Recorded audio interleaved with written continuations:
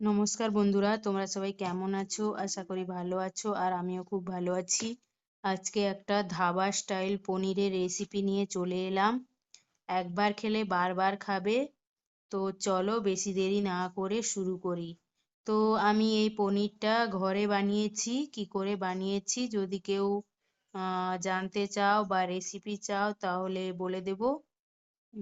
তো চলো এবার শুরু করছি। তো প্রথমে এখানে টমেটো, বাদাম, কাজু আর কাঁচা লঙ্কা আর পেঁয়াজ রসুন সব আমি হালকা তেলের মধ্যে একটু ফ্রাই করে নিচ্ছি। জিরে ধনে তো এখানে দেখো আমি ফ্রাই করে নিয়েছি। গোটা গরম মশলাও নিয়েছিলাম আমি, তোমরা নিয়ে নেবে। তারপর এখানে দেখো তেল গরম হয়ে গেছে, তেজপাতা ফোড়ন দিয়ে তারপর আমি ওই মশলাটা যে গ্রাইন্ড করলাম ওটা দিয়ে দিলাম।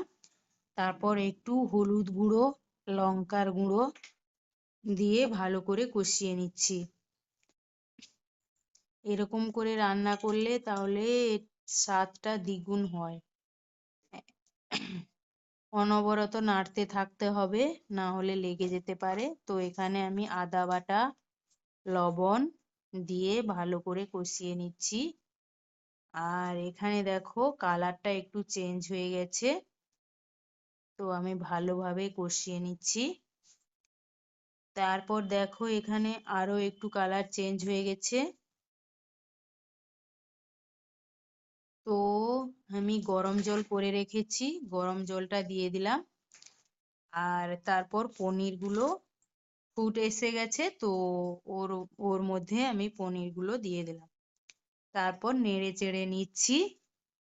তোমরা এভাবে বাড়িতে বানিয়ে খাবে আর আমাকে কমেন্ট করে জানাবে কেমন লাগলো।